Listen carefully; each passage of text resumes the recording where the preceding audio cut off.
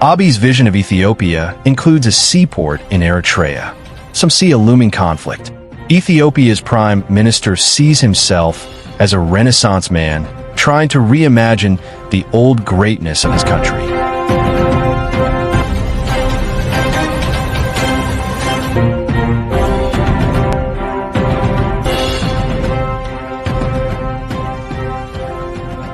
To his supporters, Ethiopia's prime minister is a Renaissance man trying to reimagine the old greatness of his country. To some others, Abiy Ahmed is a provocateur who could light a fire in the restive Horn of Africa region as he pushes for sovereign access to the sea via an unfriendly neighbor. In a stadium in southern Ethiopia last Sunday, Abiy staged a provocative parade of Ethiopia's special forces as they demonstrated maneuvers in a spectacle widely seen as intended for neighboring Eritrea to see. A banner proclaimed Ethiopia would not remain landlocked whether you like it or not, with imagery showing a soldier breaking a door while aiming for the port of Asab. Asab has been part of Eritrea since 1993, when it broke away from Ethiopia after decades of guerrilla warfare.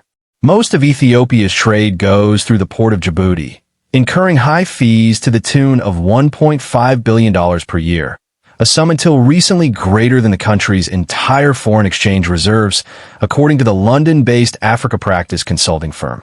It's one reason Abiy sought a controversial deal for sea access with Somaliland 2 years ago. That deal angered Somalia, which claims authority over the semi-autonomous Somaliland, and raised regional tensions. While the Somaliland dispute has cooled, Abiy's stance over Asab raises genuine fears of an outbreak of war that would pit him against Eritrean President Isaias Afwerki and his allies, possibly including the rebellious leaders of the northern Ethiopian region of Tigray.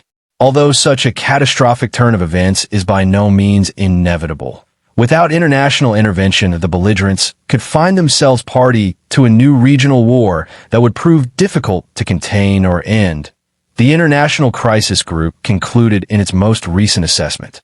At the center of tensions is Abiy, who is a 41-year-old rose from relative obscurity to power in 2018 as a reform-minded pragmatist.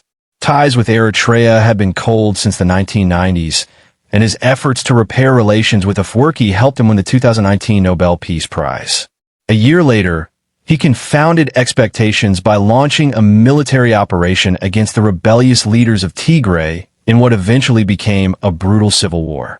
Ethiopia's military and its allies, including Eritrea, teamed up against the Tigray People's Liberation Front, or TPLF, the group that administers the region. That conflict, marked by sexual violence and other crimes by both sides, ended with a peace agreement in 2022.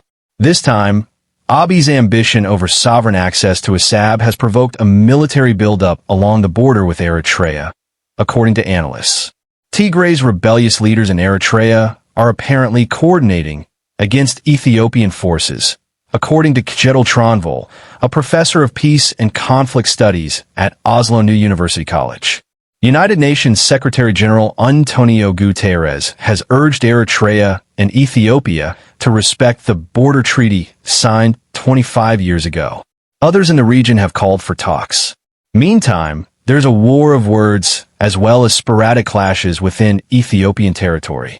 Tigrayan officials accuse the Ethiopian federal forces of carrying out drone attacks.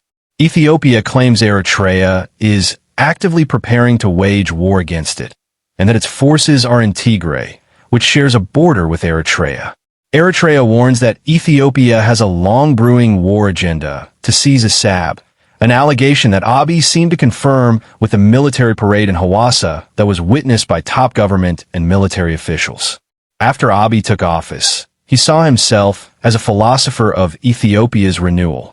With his theory of metamer, an Amharic word that refers to strength in unity, the Ethiopian prime minister spoke of the beautiful symphony of progress. As the leader of the ruling Prosperity Party, Abiy wanted the timely completion of the mega-power dam on the Nile that is strongly opposed by Egypt over concerns about water volumes going north. He wanted to turn Addis Ababa, the federal capital, into a beautiful city with verdant patches and stylish blocks. There are plans for a nuclear power program and 1.5 million housing units. And earlier this year, he launched the construction of what would be Africa's largest airport, a project worth $10 billion outside Addis Ababa. But he has two big problems. Ethiopia, with more than 130 million people, is the world's most populous landlocked nation. There is also ethnic discord, with conflicts ongoing in the regions of Amhara and Oromia, where federal troops are battling militants. Going to war over a seaport would set back Abiy's ambitious infrastructure goals by committing troops and resources to yet another armed conflict with Eritrea, whose officials dismiss Abiy as foolish. They say Abiy's public provocations mask his own internal problems and that his infrastructure projects are at odds with reports of hunger in parts of Ethiopia. Yemane Gebremeskel, the Eritrean government spokesman, routinely describes Abiy's Prosperity Party as the Potemkin Party. That party continues to spew and ramp up, at almost every public occasion, toxic and provocative vitriol against the sovereignty and territorial integrity of neighboring nations, he charged in a statement Monday.